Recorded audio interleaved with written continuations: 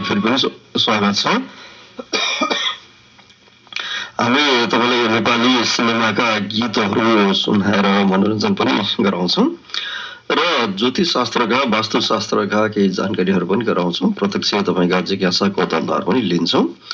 अहिले 12:28-29 प्रत्यक्ष आइरहेको छ इमर्ज एफएम 97.9 मेगाहर्जमा।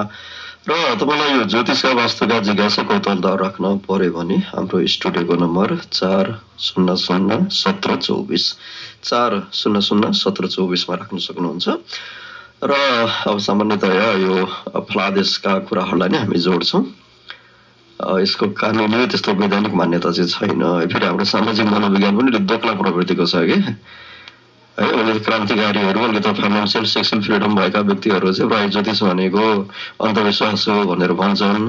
फेरि तपाईँको माङ्गलिक दोष रहेछ, हल्का अप्ठ्यारो पर्न सक्छ भन्ने बित्तिकै फेरि सादा बदलो गयो भनेर फेरि डिप्रेसन जान्छन् है। त्यस्तो दुक्ला मनोवृत्ति चाहिँ हामी नराख्ने सल्लाह दिन्छौँ। सामान्यतः यसलाई पनि एउटा प्राचीन समयदेखि चलिरहेको एउटा बिलिफ सिस्टमसँग नै जोड्छौँ हामी। घटना दुर्घटना यताउता जीवनमा जगतमा भइ नै रहेको हुन्छ है। त्यसलाई अब ज्योतिषीहरू चाहिँ ग्रहहरूसँग जोड्छन्। अझ हाम्रो पूर्व दर्शनले चाहिँ जन्म जन्मान्तरका पाप र पुण्यसँग त्यो प्रारब्ध कर्मसँग जोड्छ जस्तो कुराहरूलाई है। यस्तो कुराहरू हामी जोडिदिने हो। टेलिफोन सम्पर्कमा कोही आउनु भएको जस्तो त छ है। तपाईँहरूलाई यसो नम्बर चाहिँ फेरि म याद गराउँछु है। 400-1724। हेलो हजुर नमस्कार। कहाँबाट फोन गर्दै हुनुहुन्छ? अनि ज्योतिष कसको गराउनु खोज्नुभयो? मेरो बाबुको। कति हो जन्ममिति भन्नुहोस् त? 2055 भदौ 16 गते। भदौको 16 गते 55 भनेपछि ल ठिक छ। 1 सेप्टेम्बर 898 पक्नुहोस् है त। कति बजीतिर जन्मेको?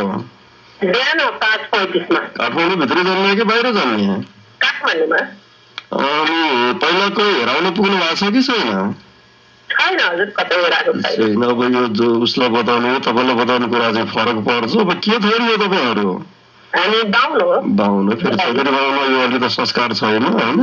संस्कृति बिग्रन बढी छ। अनि के छ न्यारो गर्ने पण्डितजीले मूल पढाएछ, मूल शान्ति गर्नुपर्छ, नभए परिवारमा नराम्रो हुन्छ कि भन्दै